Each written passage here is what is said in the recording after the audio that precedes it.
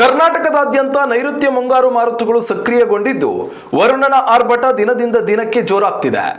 ಭಾರತೀಯ ಹವಾಮಾನ ಇಲಾಖೆಯು ಇತ್ತೀಚಿನ ವರದಿಯ ಪ್ರಕಾರ ಜುಲೈ 7ರವರೆಗೆ ರಾಜ್ಯದ ಬಹುತೇಕ ಜಿಲ್ಲೆಗಳಲ್ಲಿ ಅತ್ಯಂತ ಭಾರೀ ಮಳೆಯಾಗುವ ಸಾಧ್ಯತೆ ಇದೆ.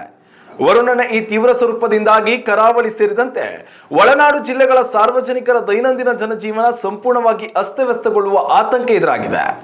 ಮಳೆಯ ತೀವ್ರತೆ ಹೆಚ್ಚಿರುವ ಹಿನ್ನೆಲೆಯಲ್ಲಿ ಉತ್ತರ ಕನ್ನಡ, ಉಡುಪಿ ಮತ್ತು ದಕ್ಷಿಣ ಕನ್ನಡ ಜಿಲ್ಲೆಗಳಿಗೆ ಹವಾಮಾನ ಇಲಾಖೆಯು ಅತ್ಯಂತ ಕಠಿಣವಾದ ರೆಡ್ ಅಲರ್ಟ್ ಘೋಷಿಸಿದೆ. ಪ್ರಮುಖ ನದಿಗಳು ತುಂಬಿ ಹರಿಯುತ್ತಿರುವುದರಿಂದ ನದಿ ತೀರದ ನಿವಾಸಿಗಳು ಮತ್ತು ಬೆಟ್ಟಗುಡ್ಡಗಳ ಪ್ರದೇಶಗಳಲ್ಲಿ ವಾಸಿಸುವ ಜನರು ಭೂಕುಸಿತದ ಭೀತಿಯಿಂದಾಗಿ ಎಚ್ಚರಿಕೆಯಿಂದ ಇರಲು ಕಟ್ಟುನಿಟ್ಟಿನ ಸೂಚನೆ ನೀಡಲಾಗಿದೆ. ಇನ್ನು ಜುಲೈ 5ರಿಂದ 7ರವರೆಗೆ ಶಿವಮೊಗ್ಗ, ಹಾಸನ, ಚಿಕ್ಕಮಗಳೂರು ಮತ್ತು ಕೊಡಗು ಜಿಲ್ಲೆಗಳ ಜೊತೆಗೆ ಬೆಂಗಳೂರು ಸುತ್ತಮುತ್ತಲಿನ ಒಳನಾಡು ಪ್ರದೇಶಗಳಿಗೆ ಆರೆಂಜ್ ಅಲರ್ಟ್ ಎಚ್ಚರಿಕೆ ನೀಡಲಾಗಿದೆ. ದಕ್ಷಿಣ ಒಳನಾಡಿಗೆ ಜುಲೈ 4ರವರೆಗೆ ಮತ್ತು ಉತ್ತರ ಒಳನಾಡಿನ ಭಾಗಗಳಿಗೆ ಜುಲೈ 7ರವರೆಗೆ ಹಳದಿ ಎಚ್ಚರಿಕೆ ಇರಲಿದೆ. ಇಲ್ಲಿ ಬಿಟ್ಟು ಬಿಟ್ಟು ಸಾಧಾರಣ ಮಳೆಯಾಗಲಿದ್ದು ನಗರ ಪ್ರದೇಶಗಳಲ್ಲಿ ಸ್ಥಳೀಯ ಪ್ರವಾಹ ಉಂಟಾಗುವ ಸಾಧ್ಯತೆ ಇದೆ.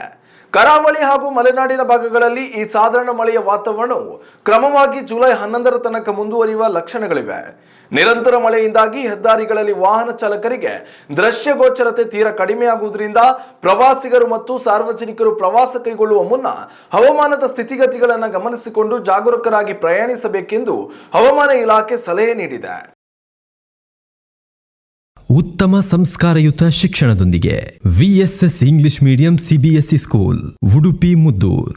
ನರ್ಸರಿಯಿಂದ 10ನೇ ತರಗತಿವರೆಗೆ ಶಿಕ್ಷಣದ ಜೊತೆಗೆ 5ರಿಂದ 10ನೇ ತರಗತಿವರೆಗಿನ ವಿದ್ಯಾರ್ಥಿನಿಯರಿಗೆ ಉತ್ತಮ ಹಾಸ್ಟೆಲ್ ಸೌಲಭ್ಯವೂ ಇದೆ.